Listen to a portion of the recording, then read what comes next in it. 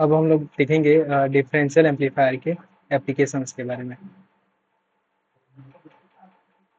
यहाँ पे एप्लीकेशंस में इंटीग्रेटर, यहाँ पे एक जो एप्लीकेशन है वो छूट गया है, ठीक है, उसे भी देख लेते हैं। Summing amplifier.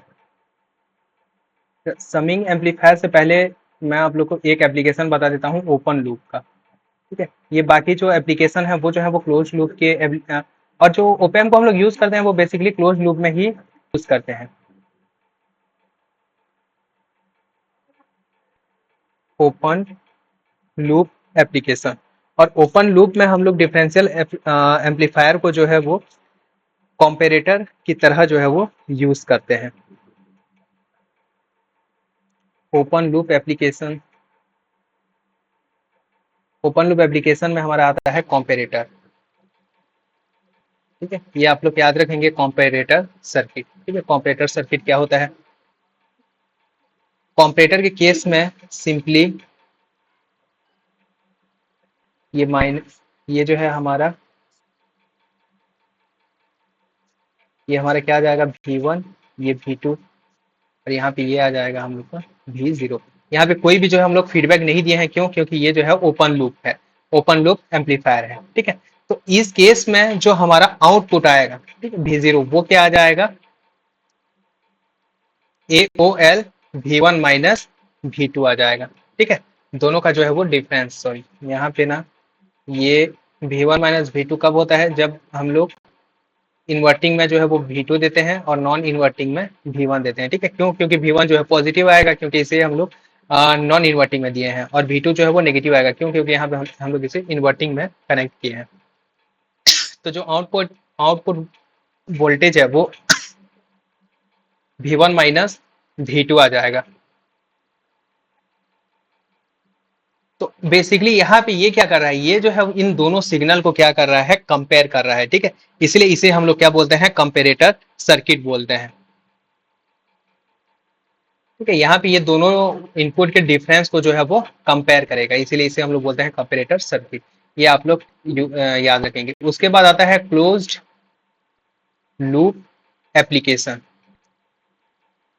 Close loop application में हम लोग क्या क्या बना सकते हैं? एडर बना सकते हैं, सबस्ट्रैक्टर बना सकते हैं, इंटीग्रेटर बना सकते हैं, ठीक है। ये सब चीजें जो है वो दी गई हैं, ये सब बना सकते हैं, ठीक है। यहाँ पे मैं आप लोग को बता देता हूँ समिंग एम्पलीफायर।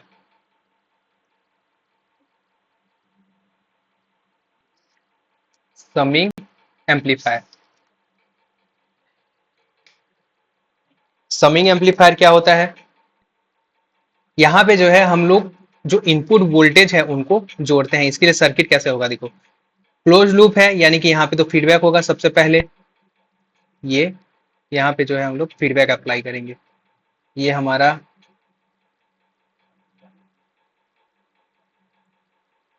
इन्वर्टिंग टर्मिनल, यहाँ पे हम लोग RF जो है वो वोल्टेज अप्लाई करेंगे, ठीक है। और इससे हम लोग क्या कर देंगे? ग्राउंडेड कर देंगे। और यहाँ पे हम लोग दोनों जगह जो है वो वोल्टेज अप्लाई कर सकते हैं, ठीक है। बस हमारा जो आउटपुट है वो चेंज हो जाएगा। अगर नॉन इन्वर्टिंग के केस में लेंगे तो 1 प्लस RF अपॉन RI हो जाएगा। यहाँ पे ये, अच्छा, यहाँ पे RI जो है वो अलग अलग लेंगे। देखिए यहाँ पे ये हमारा V1, और ये किसके साथ है? ये R1 के साथ है, ठीक है। यहाँ पे V2,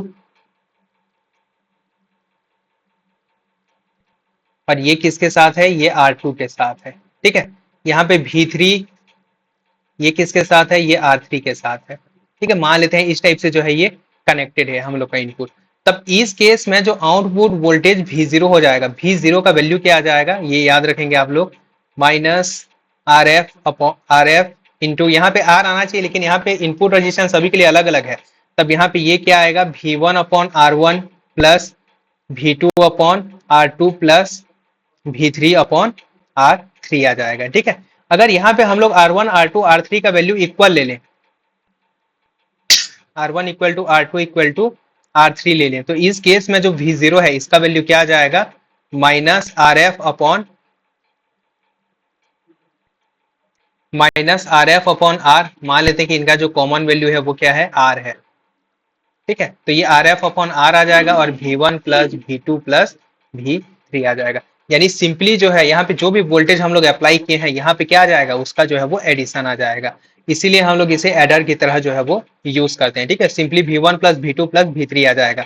ऐसा सर्किट आप लोग को जो है वो दिया हुआ होगा और आप लोग को आउटपुट निकालने के लिए बोलेगा। ठीक है, अब मान लेते हैं यहाँ पे क्या दिया है, R1 R2 R3 का वैल्यू जो है वो इक्वल दिया है। ठीक है, और यहाँ पे इनपुट जो है वो 2 वोल्ट है, यहाँ पे 3 वोल्ट है और यहाँ पे क्या है 5 वोल्ट है। तो इस केस में क्या आ जाएगा, ये इस केस में हमारा जो आउटपुट वोल्टेज है यहाँ पे आर एफ और आर आई का वैल्यू निकाल लेंगे। ठीक है, ये वैल्यू और फिर क्या करेंगे, उन दोनों का मल्टीप्लाई करके यहाँ पे इसे ऐड कर देंगे और टोटल ऐड करें तो कितना हो जाएगा 2 + 5 यानी कि 10 वोल्ट। यानी ये क्या आ जाएगा minus R F upon R into 10 volt. ठीक है, ये हमारा आउटपुट वोल्टेज आ जाएगा। तो इस टाइप से जो है आपको आउटपुट वोल्टेज निकालना रहता है। आप लोग ये याद रखेंगे कि कहीं भी आपको ये इस टाइप से सर्किट दिख गया यानी आपको समझ जाना है कि ये जो है एक एडर सर्किट है। ठीक है, समिंग एम्पलीफायर या एडर। यहाँ पे अगर यहाँ पे ये वोल्टेज माइनस है तो ये जो है सबस्ट्रैक्टर हो जाएगा, यहाँ पे माइनस आ जाएगा। या इसे हम लोग कहाँ जोड़ दें, V2 में जोड़ दें तभी ये माइनस हो जाएगा, तब इसे हम लोग सबस्ट्रैक्टर भी बोल देंगे। सेम रहता है। ठीक है, आप लोग को बस ये देखना है कि V1 और V2 का वैल्यू क्या है, अलग है। ठीक है, इससे जो है ये डिपेंड करेगा। तो ये हमारा समिंग एम्पलीफायर होता है। बस थोड़ा थोड़ा जो है वो डिफरेंस होता है। क्या डिफरेंस होता है, इसे आप लोग यहाँ पे हम लोग इनपुट में जो है अलग अलग वोल्टेज प्रोवाइड किए हैं तब ये एडर बन गया हम लोग का। इसके बाद आता है इंटीग्रेटर। इंटीग्रेटर क्या होता है, इंटीग्रेटर के केस में हम लोग क्या करते हैं, ये जो आर एफ है, आर एफ की जगह हम लोग क्या अप्लाई कर देते हैं, एक कैपेसिटर लगा देते हैं। ठीक है, ये इंपॉर्टेंट है, ये आप लोग याद रखेंगे। यहाँ पे हम लोग क्या करेंगे, एक कैपेसिटर सी का जो है वो यूज करेंगे। ठीक है, तो इस केस में ये क्या बन जाएगा, हम लोग का इंटीग्रेटर बन जाएगा। बस इसी से आपको आइडेंटिफाई करना है। अगर फीडबैक की जगह आर एफ की जगह आपको क्या दिख जाए, कैपेसिटर दिख जाए, ठीक है, तो आप लोगों को क्या समझ जाना है कि ये कौन सा सर्किट है, इंटीग्रेटर सर्किट है। और देखो इससे जो रिलेटेड क्वेश्चन आएगा वो कैसे आएगा, आपको सर्किट दे देगा और ये बताना होगा कि ये इंटीग्रेटर है कि डिफरेंशिएटर है कि समिंग एम्पलीफायर है, क्या है ये बताना है। ठीक है, तो कैसे बताएंगे आप लोग, इंटीग्रेटर के केस में याद रखेंगे कि यहाँ फीडबैक में जो है वो क्या होगा, कैपेसिटर होगा। तो ये क्या होता है, अगर हम लोग डायरेक्ट एक कैपेसिटर यहाँ पे जोड़ दें, ठीक है, तब ये स्टेबल नहीं होता। इसलिए हम लोग क्या करते हैं, यहाँ पे जो है इसके साथ एक फीडबैक रेजिस्टेंस भी जोड़ देते हैं। ठीक है, यहाँ पे एक फीडबैक रेजिस्टेंस भी जो है वो साथ में जोड़ देते हैं, तब जो है यहाँ आउटपुट हमारा क्या हो जाता है, स्टेबल हो जाता है। तब यहाँ पे सिर्फ कैपेसिटर हो तो भी जो है ये आपका इंटीग्रेटर होगा और यहाँ पे इसके साथ अगर आर एफ हो, ठीक है, किसमें, पैरेलल में, ठीक है, समांतर क्रम में अगर आर एफ हो तब ये क्या होगा हम लोग का, ये जो है इंटीग्रेटर सर्किट होगा। और इस केस में आउटपुट क्या आएगा ये आप लोग को याद रखना है। ठीक है, सिंपली जो आउटपुट है V0, आउटपुट V0 जो है वो क्या आ जाएगा 1/RC। यहाँ पे C जो है इसका कैपेसिटेंस है और ये R जो है वो रेजिस्टेंस है। ठीक है, RC integration 0 to T V1 dt आ जाएगा। ठीक है, यहाँ पे जो भी इनपुट हम लोग अप्लाई करेंगे उसका क्या कर देंगे, टाइम के रेस्पेक्ट में जो है वो इंटीग्रेशन कर देंगे। ठीक है, तो हमें जो है वो आउटपुट वोल्टेज मिल जाएगा। देखो ये जो हमारा इंटीग्रेटर होता है वो एक फ्रीक्वेंसी से ज्यादा फ्रीक्वेंसी पर ही जो है ये काम करता है। ठीक है, इसे हम लोग बोलते हैं क्रिटिकल फ्रीक्वेंसी। क्रिटिकल फ्रीक्वेंसी क्या होता है, वो फ्रीक्वेंसी जिससे ज्यादा फ्रीक्वेंसी पर ही ये जो है इंटीग्रेशन कर सकता है, इसे हम लोग बोलेंगे क्रिटिकल फ्रीक्वेंसी FC। ठीक है, और इससे जो है कम फ्रीक्वेंसी पे ये जो है कोई भी ऑपरेशन जो है वो परफॉर्म नहीं करेगा। ठीक है, ये जो है एप्लीकेशन जो है वो परफॉर्म नहीं करेगा, ये याद रखेंगे। F is greater than FC है तब इंटीग्रेशन होगा और F is less than FC है तो इंटीग्रेशन नहीं होगा। और ये FC का वैल्यू क्या होता है, FC का वैल्यू आप लोग याद रखेंगे। ठीक है, कभी कभी जो है वो निकालने के लिए बोलता है, FC का जो वैल्यू है वो होता है 1/2 पाई RF इंटू C। ठीक है, ये जो है क्रिटिकल फ्रीक्वेंसी का वैल्यू होता है। तो ये होता है हमारा इंटीग्रेटर सर्किट। आप लोग को इसमें याद क्या रखना है कि ये जो है एक कैपेसिटर है, यहाँ पे जो है वो कैपेसिटर रहेगा। इसके बाद आता है डिफरेंशिएटर। डिफरेंशिएटर में देखो यहाँ पे जो RI था, अगर यहाँ पे कैपेसिटर जुड़ा हुआ है तब ये हमारा कौन सा सर्किट होगा, डिफरेंशियर सर्किट होगा। ठीक है, और इस केस में जो हमारा आउटपुट आएगा वो क्या आ जाएगा, जस्ट डिफरेंशिएशन ऑफ वोल्टेज। यहाँ पे जो भी वोल्टेज होगा उसका हम लोग क्या कर देंगे, डिफरेंशिएशन कर देंगे। ठीक है, टाइम के रेस्पेक्ट में डिफरेंशिएशन कर देंगे। अगर ये कांस्टेंट है तब ये क्या आ जाएगा, जीरो आ जाएगा, मतलब कोई भी आउटपुट हमें नहीं मिलेगा। अगर ये चेंज हो रहा है तब जो है आउटपुट हमें मिलेगा। ठीक, क्यों? क्योंकि ये एक डिफरेंशिएटर सर्किट है।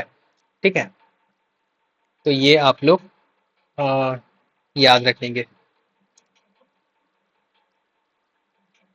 तो ये डिफरेंशिएटर हो गया।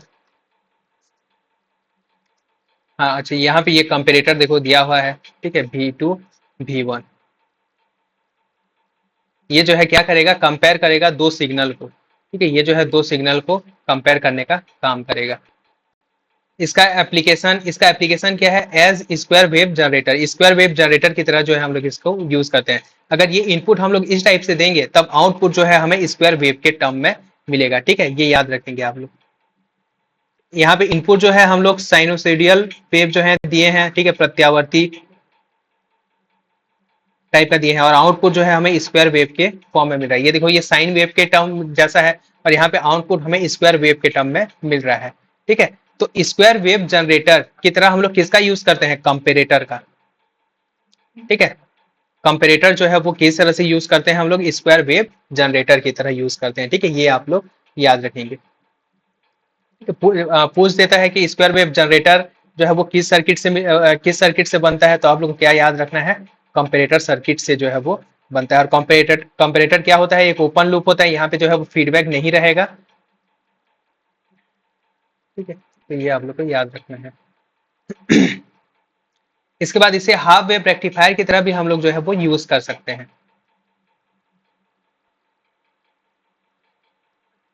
Half wave rectifier using op-amp. Half wave rectifier के लिए हम लोग क्या करेंगे कि यहाँ पे ये जो ओपैम्प के आउटपुट के जस्ट पहले हम लोग एक क्या ऐड कर देंगे, डायोड जो है वो कनेक्ट कर देंगे। तो इस केस में ये हमें क्या मिल जाएगा, हाफ वेव रेक्टिफायर मिल जाएगा। ठीक है, देखो डायोड कहाँ पे लगा हुआ है, यहाँ पे डायोड जब लगा हुआ होगा तब वो अलग जैसे काम करेगा। डायोड का पोजीशन यहाँ पे इंपॉर्टेंट है। अगर डायोड कहाँ पे लगा हुआ है, ये आउटपुट से पहले लगा हुआ है, ठीक है, तब ये क्या होगा हम लोग का, ये जो है हाफ वेव रेक्टिफायर हो जाएगा। ठीक है, हाफ वेव रेक्टिफायर यानी कि अगर यहाँ पे हम लोग ये इनपुट देते हैं, ये पॉजिटिव हाफ साइकिल के लिए जो है हमें आउटपुट मिलेगा, और नेगेटिव हाफ साइकिल के लिए जो है वो आउटपुट नहीं मिलेगा। यानी बेसिकली यहाँ पे जो अगर हमारा इनपुट क्या है, ये इस टाइप से है, ठीक है, तब यहाँ पे आउटपुट जो हमें मिलेगा वो सिर्फ ये क्या बोलना चाहिए, सॉरी उल्टा बना दिया, पॉजिटिव, क्योंकि ये इन्वर्टिंग टर्मिनल से जुड़ा हुआ है तो ये पॉजिटिव। देखो ये इन्वर्टिंग से जुड़ा हुआ है, यानी आउटपुट क्या आएगा, पॉजिटिव आएगा। ठीक है, तो ये पॉजिटिव टर्मिनल के लिए मिलेगा, नेगेटिव टर्मिनल के लिए जो है वो आउटपुट नहीं मिलेगा। ठीक है, तो ये होता है हमारा। यहाँ पे देखो फीडबैक रेजिस्टेंस भी क्या है, आर एफ इक्वल टू भी क्या है, जीरो है। ये आप लोग को याद रखना है। तो ये हमारा क्या हो जाएगा, हाफ वेव रेक्टिफायर हो जाएगा। अगर आप लोग को याद हो तो इसे हम लोग क्या बोलते हैं, इसे हम लोग बोलते हैं बफर, बफर सर्किट, यानी कि यूनिटी गेन बफर। ठीक है, बफर यानी कि इसका जो गेन है ए सी एल का वैल्यू कितना आ जाएगा, 1 आ जाएगा। ठीक है, तो बफर सर्किट में यहाँ पे ये जो है डायोड जुड़ा हुआ हो तो ये क्या होगा हम लोग का, हाफ वेव रेक्टिफायर होगा। फुल वेव रेक्टिफायर कैसा होगा, फुल वेव रेक्टिफायर के लिए यहाँ पे जो है हम लोग दो डायोड का यूज करेंगे। ठीक है, अगर दो डायोड है तो ये हमारा कौन सा हो जाएगा, फुल वेव रेक्टिफायर हो जाएगा। रेक्टिफायर होता क्या है, ये जो है मतलब जैसे हम लोग को एसी से डीसी में बदलना है तब हम लोग किसका यूज करते हैं, रेक्टिफायर का। ये जो है यहाँ पे दोनों डायरेक्शन में रहता है ना, इसको एक ही डायरेक्शन में कर देता है। हाफ साइकिल क्या करता है, एक ही साइड को जो है वो पॉजिटिव करता है, लेकिन जो फुल वेव रेक्टिफायर होता है वो पूरे वेव को जो है क्या बोलना चाहिए, पूरे के लिए जो है वो पॉजिटिव इनपुट ही देता है, नेगेटिव इनपुट यहाँ पे नहीं मिलता। ठीक है, तो ये होता है फुल वेव रेक्टिफायर। यहाँ पे बस ये याद रखना है कि दो डायोड जो है इस प्रकार कनेक्टेड होंगे। इसके बाद लॉग एम्पलीफायर। लॉग एम्पलीफायर क्या है, देखो ये जो है लॉग ऑपरेशन, लॉगरिथम ऑपरेशन जो है वो करता है। और यहाँ पे डायोड कहाँ लगा हुआ है, आर एफ की जगह जो है वो डायोड लगा हुआ है। ठीक है, अगर आर एफ की जगह हमें क्या हो, डायोड हो, डायोड मिल जाए तो इसे हम लोग क्या बोलेंगे, लॉग रिथमिक जो है वो एम्पलीफायर या लॉग एम्पलीफायर बोलेंगे। ये इंपॉर्टेंट है। ठीक है, ये कहाँ कहाँ आप लोग को याद रखना है, कौन कौन सा चीज, ये डायोड कहाँ लगा है, ठीक है। अगर डायोड यहाँ लगा है तब वो कौन सा होगा, अगर डायोड यहाँ लगा हुआ है तब वो क्या था, हाफ वेव रेक्टिफायर। अगर यहाँ यहाँ दो लगा हुआ है तो फुल वेव रेक्टिफायर। अगर ये यहाँ पे लगा हुआ है तब ये क्या होगा, लॉग एम्पलीफायर। और इसका आउटपुट क्या आ जाएगा, इसका आउटपुट आ जाएगा I0 e की पावर VN VT -1, ये यहाँ पे VF का वैल्यू आ जाएगा, ठीक है। और भी आउटपुट जो है वो NVT ln VS upon I0 RS, ठीक है। ये जो है ये VS हम लोग का इनपुट वोल्टेज है, और यहाँ पे जो आउटपुट वोल्टेज है वो NVT ln of VS I0 RS। यहाँ पे VT का वैल्यू कहाँ से, और ये N नहीं है, ये नीटा है, ये जो है हमारा क्या है, नीटा है। ये वैल्यू कहाँ से मिलेगा, ये हमें यहाँ से मिलेगा, नीटा इंटू VT। ये जो है इक्वेशन दिया हुआ होगा, ये डायोड के लिए ये डायोड इक्वेशन बोलते हैं, ठीक है। ये डायोड का इक्वेशन जो है वो दिया हुआ होगा, यहाँ से आप N और VT का वैल्यू जो है वो आइडेंटिफाई कर लेंगे, यहाँ पे रख देंगे। और ये VS और ये है हमारा RS, ठीक है। यहाँ से VS और RS, और यहाँ से I0 का वैल्यू भी हम लोग को आइडेंटिफाई करना पड़ेगा, ठीक है। इस इक्वेशन से हम लोग I0 का वैल्यू आइडेंटिफाई कर लेंगे, नीटा का वैल्यू आइडेंटिफाई कर लेंगे, और किसका वैल्यू, VT का वैल्यू जो है वो आइडेंटिफाई कर लेंगे, और यहाँ पे रखेंगे। से हमें ये VS मिल जाएगा, ठीक है। यहाँ से RS मिल जाएगा, वैल्यू रखेंगे तो हमें आउटपुट वोल्टेज मिल जाएगा।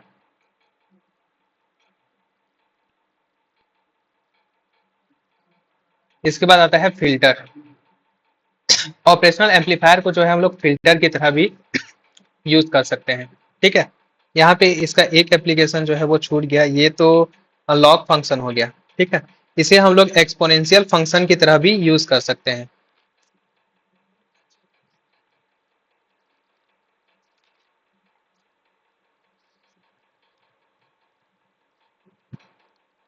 बेसिकली अगर हम लोग का जो डायोड है वो RI की जगह जुड़ा हुआ हो, ठीक है। यहाँ पे अगर इस जगह में जो है वो RI होता है, ठीक है, तब यहाँ पे अगर RI होगा तो इसे हम लोग एक्सपोनेंशियल फंक्शन बोलते हैं, ठीक है।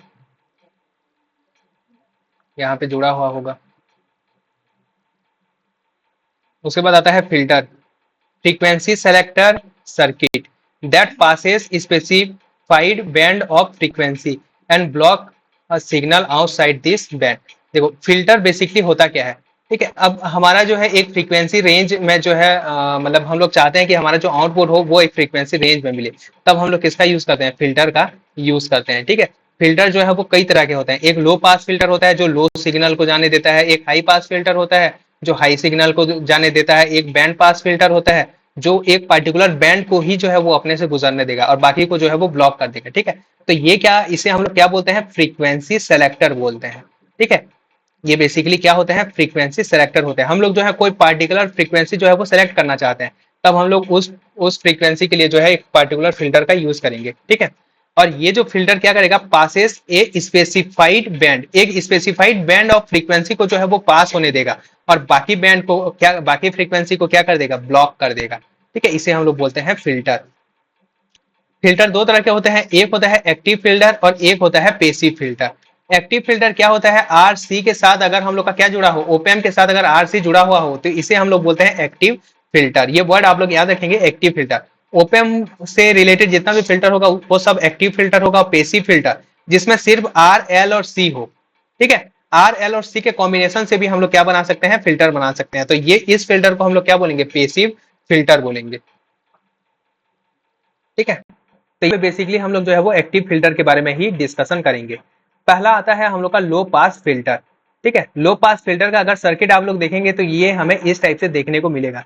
ये इन्वर्टिंग टर्मिनल में, ये हमारा क्या है, इन्वर्टिंग टर्मिनल है, ठीक है। और इस इन्वर्टिंग टर्मिनल में हम लोगों ने क्या किया है, VN अप्लाई किए हैं हम लोग, ठीक है। और इसके साथ में ये हमारा एक कैपेसिटर है C, और यहाँ पे हमें क्या मिल रहा है, ये आउटपुट वोल्टेज V0 जो है वो मिल रहा है।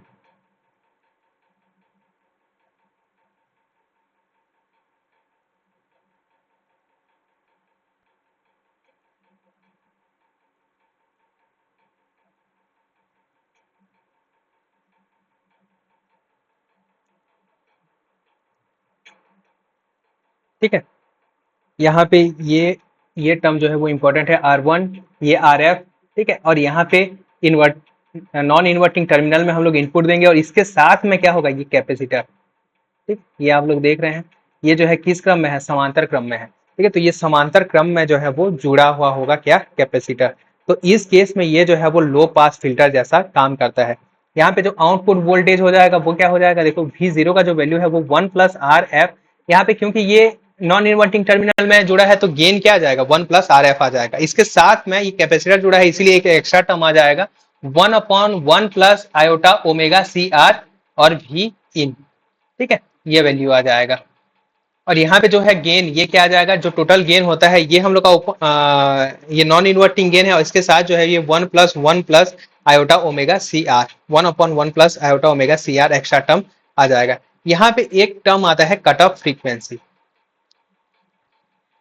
ठीक है, ये इंपॉर्टेंट है, कट ऑफ फ्रीक्वेंसी किसके लिए, लो पास फिल्टर के लिए जो कट ऑफ फ्रीक्वेंसी होगा वो FH से हम लोग क्या रिप्रेजेंट करेंगे। ठीक है, यहाँ पे ध्यान देंगे आप लोग FH। ठीक है, लो पास फिल्टर के लिए हम लोग पैरामीटर क्या यूज कर रहे हैं, FH। ठीक है, H क्या बता रहा है, यहाँ पे H बेसिकली ये बता रहा है कि ये जो है मैक्सिमम फ्रीक्वेंसी है जो यहाँ से पास हो सकती है। देखो लो पास फिल्टर, मान लेते कि हमारे पास यहाँ से यहाँ तक जो है फ्रीक्वेंसी का एक रेंज है। ठीक है, ये मान लेते हैं कि ये 2 मेगाहर्ट्ज है और ये जो है हमारा 5 मेगाहर्ट्ज है। ठीक है, ये फ्रीक्वेंसी है। लेकिन हम लोग चाहते हैं कि लो सिग्नल जो है वो पास हो, यानी 2 से जो है वो 3 मेगाहर्ट्ज जो फ्रीक्वेंसी है ये पास हो जाए और बाकी जो फ्रीक्वेंसी है वो क्या हो जाए, ब्लॉक हो जाए।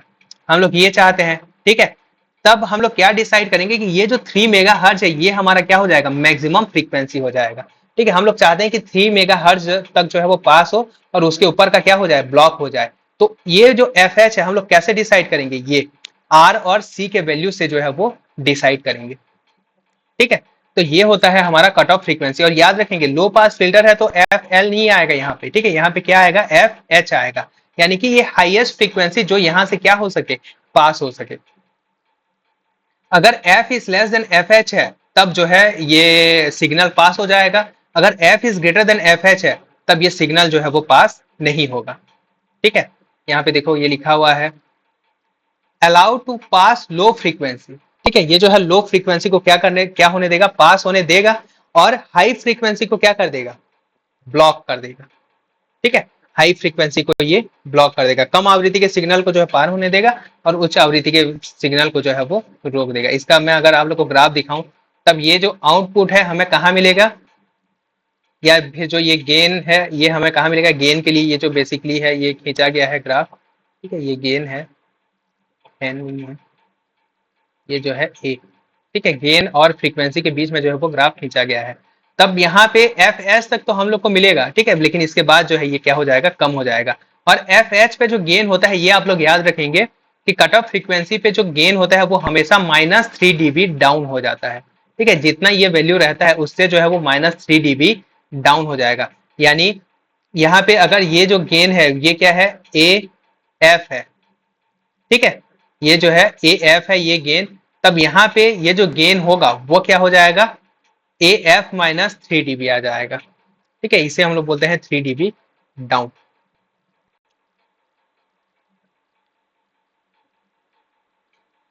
क्लियरली अगर ये इक्वेशन हम लोग देखें इसे इस टर्म में भी लिख सकते हैं। ठीक है, 1+F/FH का स्क्वायर की पावर हाफ, इस टर्म में भी जो है इसे लिख सकते हैं F/FH। और हाँ, ये फॉर्मूला आप लोग याद रखेंगे। ठीक है, FH के टर्म में, क्योंकि आप लोग वहां पे कट ऑफ फ्रीक्वेंसी वगैरह जो है वो दिया हुआ होगा, तो यहाँ पे F/FH करेंगे कि उस फ्रीक्वेंसी में जो है वो गेन कितना होगा, F/FH। ठीक है, तो ये जो वैल्यू है आप लोग याद रखेंगे। और F इक्वल टू FH पे अगर ये दोनों इक्वल हो जाता है तब जो गेन है वो क्या आ जाएगा, AF -3 dB। F tends to जैसे जैसे जीरो होते जाएगा ये जो है ACL जो है वो AF के बराबर होते जाएगा। और F जैसे जैसे इनफाइनाइट होते जाएगा जो क्लोज लूप गेन है वो क्या हो जाएगा, जीरो हो जाएगा। देखो जैसे हाई फ्रीक्वेंसी के लिए क्या हो जाएगा, आउटपुट जो है वो जीरो हो जाएगा। ठीक है, और लो फ्रीक्वेंसी के लिए हमें जो है वो क्लोज लूप के बराबर गेन जो है वो देखने को मिलेगा। ठीक है, तो ये होता है हमारा लो पास फिल्टर। ये जो है इस लो सिग्नल को जो है वो पास होने देगा और ये हाई सिग्नल को क्या कर देगा, ब्लॉक कर देगा। ये होता है लो पास फिल्टर। इसके बाद आता है हाई पास फिल्टर। दोनों में डिफरेंस जो है आप लोग नोट करते जाना। ठीक है, यहाँ पे क्या है, इनपुट सिग्नल के साथ में जो है वो कैपेसिटर जुड़ा हुआ है। ठीक है, अगर इनपुट सिग्नल के साथ में कैपेसिटर जुड़ा हुआ है तब ये क्या होगा, हाई पास फिल्टर होगा। ठीक है, यानी कि ये जो है अब जो कट ऑफ फ्रीक्वेंसी है, अब इसके लिए जो कट ऑफ फ्रीक्वेंसी है वो क्या आ जाएगा, एफ एल। यहाँ पे हम लोग क्या चाहते हैं, देखो हाई पास फिल्टर है, यानी हम लोग ये चाहते हैं ये 2 मेगाहर्ट्ज है और ये क्या है हम लोग का 5 मेगाहर्ट्ज है, लेकिन हम लोग क्या चाहते हैं कि 4 मेगाहर्ट्ज से जो है वो 5 मेगाहर्ट्ज तक का जो सिग्नल है वो अलाउड रहे, और ये जो सिग्नल है वो क्या हो जाए, ब्लॉक हो जाए। और ये जो सिग्नल है 4 से जो 5 मेगाहर्ट्ज वाला जो सिग्नल है ये क्या हो, हमारा अलाउड हो। ठीक है, हम लोग ये चाहते हैं।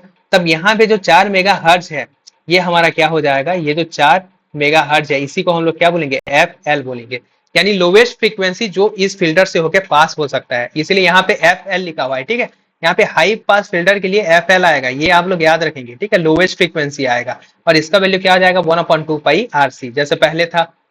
ठीक है, ये 3 dB डाउन, यहाँ पे जो गेन है वो 3 dB डाउन रहेगा, यही है। ठीक है, यहाँ पे ये याद रखेंगे कि कैपेसिटर जो है इसके साथ श्रेणी क्रम में जुड़ा हुआ है, जबकि लो पास फिल्टर में क्या था, पैरेलल क्रम में जो है वो जुड़ा हुआ था। इसके लिए ये आप देख लेंगे फॉर्मूला वोल्टेज गेन का।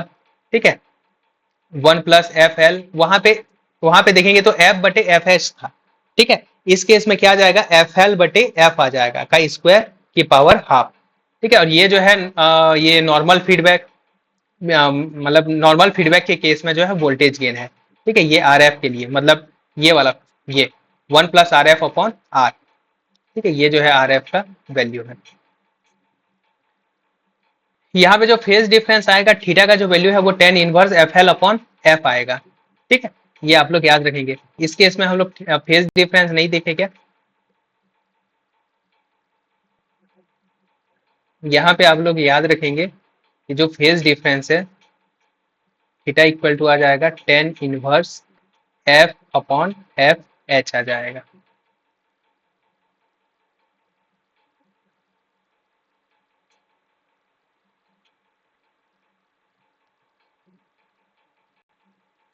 इसे इस टाइप से भी लिख सकते हैं।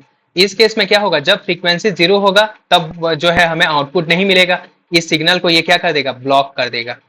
ठीक है, इस सिग्नल को जो है वो ब्लॉक कर देगा, जबकि ये जो है हाई फ्रीक्वेंसी को जो है वो पास होने देगा। ठीक है, एफ एल से बड़ी जितनी भी फ्रीक्वेंसी होगा उसे जो है वो पास होने देगा। आप लोग यहाँ पे ये याद रखेंगे कि अगर F is less than F L, ठीक है, नो आउटपुट।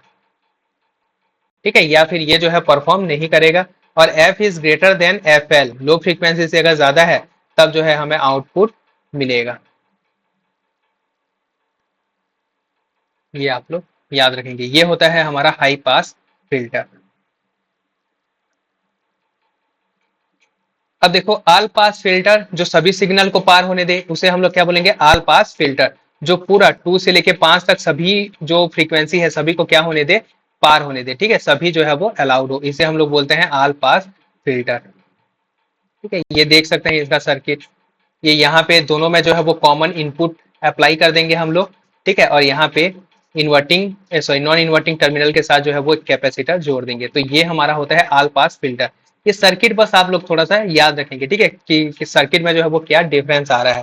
क्लियर है, ऑल पास फिल्टर दोनों में जो है वो कॉमन इनपुट होगा और कैपेसिटर जो है वो यहाँ जुड़ा हुआ होगा।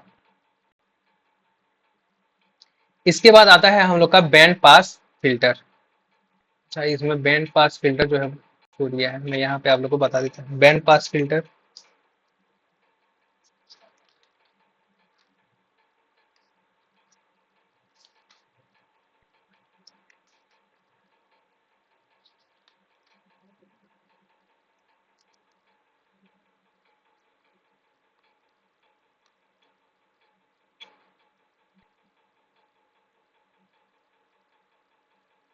बैंड पास फिल्टर छोड़िए, मैं यहाँ पे आप लोग को बता देता हूँ। देखो बैंड पास फिल्टर क्या होता है, बैंड पास फिल्टर नाम से ही स्पष्ट है। ठीक है, ये क्या करेगा, एक पार्टिकुलर बैंड को जो है वो अलाउ करेगा और बाकी को जो है वो रिजेक्ट कर देगा। यहाँ पे देखो, ठीक है, अब हम लोग क्या चाहते हैं, हम लोग ये चाहते हैं कि 3 मेगाहर्ट्ज, ये जो हमारा सिग्नल है वो 2 मेगाहर्ट्ज से जो है वो 5 मेगाहर्ट्ज तक है। ठीक है। लेकिन हम लोग क्या चाहते हैं कि 2 मेगाहर्ट्ज से 4 मेगाहर्ट्ज के बीच का सिग्नल जो है वो अलाउड हो।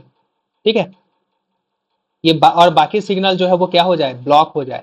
इसे हम लोग बोलते हैं लो पास सॉरी बैंड पास फिल्टर बोलते हैं। ठीक है, तो ये बैंड पास फिल्टर ये क्या करेगा, इस सिग्नल को जो है वो अलाउ होने देगा।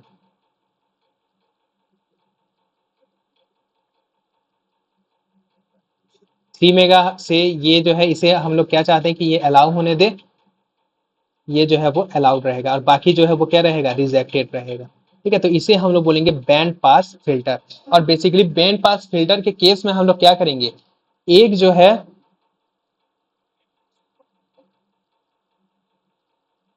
यहाँ पे देखो, यहाँ पे मैं बेसिकली सर्किट नहीं बना रहा हूँ, यहाँ पे मैं ब्लॉक डायग्राम बना दे रहा हूँ। ठीक है, हम लोग एक जो है लो पास फिल्टर जोड़ देंगे, लो पास फिल्टर जोड़ देंगे। ठीक है, जिसके लिए जो कट ऑफ फ्रीक्वेंसी है वो क्या है, एफ एच है। ठीक है, और इसका जो आउटपुट होगा इसे हम लोग किस में जोड़ देंगे, एक जो है वो हाई पास फिल्टर से जोड़ देंगे। ठीक है, हाई पास फिल्टर से जो है वो जोड़ देंगे, जिसका फ्रीक्वेंसी क्या है, एफ एल है। कट ऑफ फ्रीक्वेंसी क्या है, एफ एल है। इन दोनों का जोड़ देंगे और यहाँ पे जो फाइनली जो हमें आउटपुट मिलेगा ये क्या है, वी इन है और ये क्या है, वी आउटपुट है। तो ये हमें क्या मिलेगा, बैंड पास मिलेगा। कैसे बैंड पास मिलेगा, देखो यहाँ पे मैं आप लोग को जो है वो डायग्राम बना देता हूँ। ठीक है, ये जो लो पास फिल्टर है वो क्या करेगा, एक पार्टिकुलर वैल्यू से कम वैल्यू, ये मान लेते हैं ये हमारा क्या है, एफ एच। ठीक है, इसे जो है इससे कम फ्रीक्वेंसी को जो है वो पास होने देगा। क्यों, क्योंकि ये जो है लो पास फिल्टर है। ठीक है, अब जो एफ एच होगा, ये जो क्या बोलना चाहिए, जो हाई पास फिल्टर है वो क्या करेगा, एक पार्टिकुलर वैल्यू, यहाँ पे मैं इसे जो है वो ब्लू से बना दे रहा हूँ। ठीक है, ये जो है वो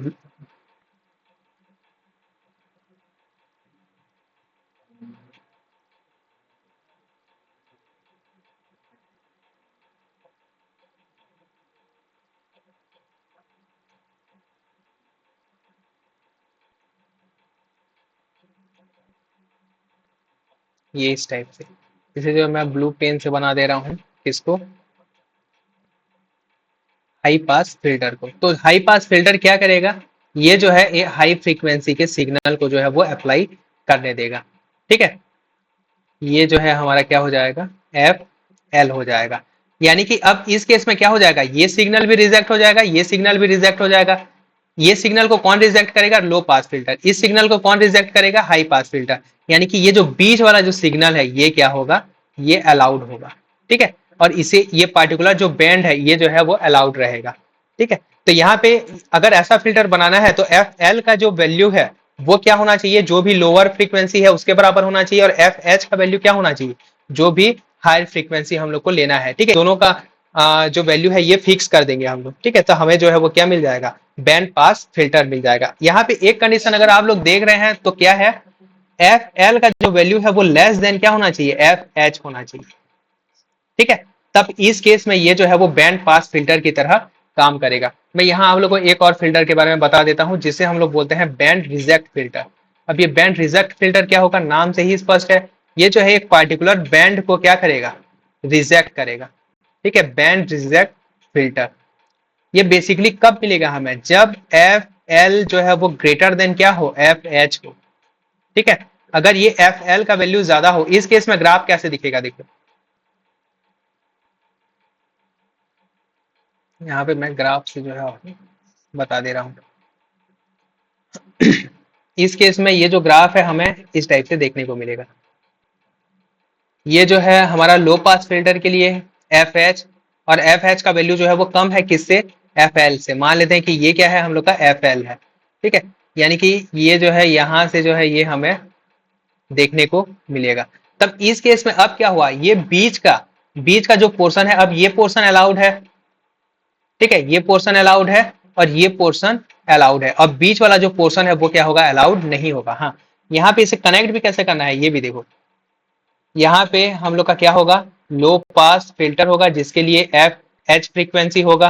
ठीक है, एक क्या होगा, हाई पास फिल्टर होगा जिसके लिए फ्रीक्वेंसी एफ एल होगा, इन दोनों को जो है एक और गेट के साथ जोड़ेंगे, ठीक है, और गेट के साथ जोड़ देंगे। यहाँ इसको ऐसे लीनियर नहीं जोड़ना है, ये जो है इस गेट के साथ जोड़ेंगे और इनमें जो है वो कॉमन जो है वो मतलब इनपुट होगा, भी इन कॉमन जो है वो इनपुट होगा, तब ये हमें क्या मिलेगा, भी जीरो। ठीक है, ये हमें बैंड रिजेक्ट फिल्टर जो है वो मिलेगा। ठीक है, तो ये होता है हमारा फिल्टर सर्किट। फिल्टर के पास जो ओपेम का दूसरा एप्लीकेशन आता है वो है फिल्टर के बाद ये oscillator.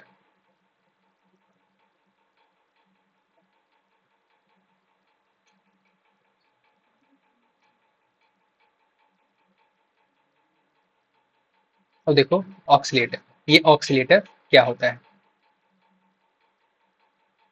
To requirement of oscillator. ठीक है, ऑक्सीलेटर के लिए जो है वो दो कंडीशन सेटिस्फाई होना चाहिए, इसे हम लोग बोलते हैं बार्खौन क्राइटेरिया। ठीक है, ये दो कंडीशन जो है वो सेटिस्फाई होगा तभी जो है वो ऑक्सीलेटर की तरह बिहेव करेगा। यहाँ पे क्या है, the magnitude of open loop gain, यहाँ पे छोड़ गया है, magnitude of loop gain it is A भी into B must be equal to 1। ठीक है, ये जो गेन का वैल्यू है ए भी इंटू बी का जो मल्टीप्लीकेशन है ये क्या आना चाहिए, 1 के बराबर आना चाहिए। ठीक है, पहला कंडीशन। दूसरा क्या है, total phase shift of loop gain, जो लूप गेन का जो फेज शिफ्ट है वो क्या आना चाहिए, 0 आना चाहिए या 360। ठीक है, 0 या 2 पाई का फेज डिफरेंस आना चाहिए, तभी जो है ये एक ऑक्सीलेटर की तरह जो है वो बिहेव करेगा। ठीक है, बेसिकली ऑक्सीलेटर क्या होता है, ये जो है सिग्नल को ऑक्सीलेट, जो भी हम लोग इनपुट सिग्नल देंगे आगे देखेंगे, ठीक है, इसको जो है ऑक्सीलेट करवाने का काम करेगा। Wave form, wave form and frequency of oscillation. ठीक है, वेव फॉर्म कैसा होगा और वो जो फ्रीक्वेंसी होगा उसके ऑक्सीलेशन का जो फ्रीक्वेंसी होगा ये depends on the component of feedback circuit. Feedback circuit का जो कंपोनेंट होगा उस पर जो है वो डिपेंड करता है। ठीक है, जैसे अगर आरसी यूज किए हैं हम लोग तो ये जो है ऑडियो फ्रीक्वेंसी मिलेगा और साइनोसोडियल वेव जो है हमें देखने को मिलेगा। अगर आर एल यूज किए हैं तब ये जो है रेडियो फ्रीक्वेंसी में काम करेगा और स्क्वायर वेव हमें देखने को मिलेगा। अगर क्रिस्टल ऑक्सीलेटर यूज किए हैं तब ये जो है ट्रायंगुलर वेव हमें देखने को मिलेगा। ठीक है, यहाँ पे बेसिकली हम लोग कुछ इंपॉर्टेंट ऑक्सीलेटर के बारे में ही देखेंगे जैसे कि वेन ब्रिज ऑक्सीलेटर। ठीक है, इसमें बहुत ज्यादा डिटेल में नहीं जाएंगे, इसका जो है सर्किट आप लोग को याद रखना है। Wien bridge oscillator, Wien bridge oscillator क्या होता है, देखो यहाँ पे ये तो हम लोग का नॉर्मल जो है वो इन्वर्टिंग एम्पलीफायर है। ठीक है, और यहाँ पे जो है ये नॉन इन्वर्टिंग टर्मिनल में ना ये हम लोग जोड़ेंगे। ठीक है, ये जो है ऑक्सीलेटर सर्किट होता है, यही इसी से जो है वो ऑक्सीलेशन का काम होता है।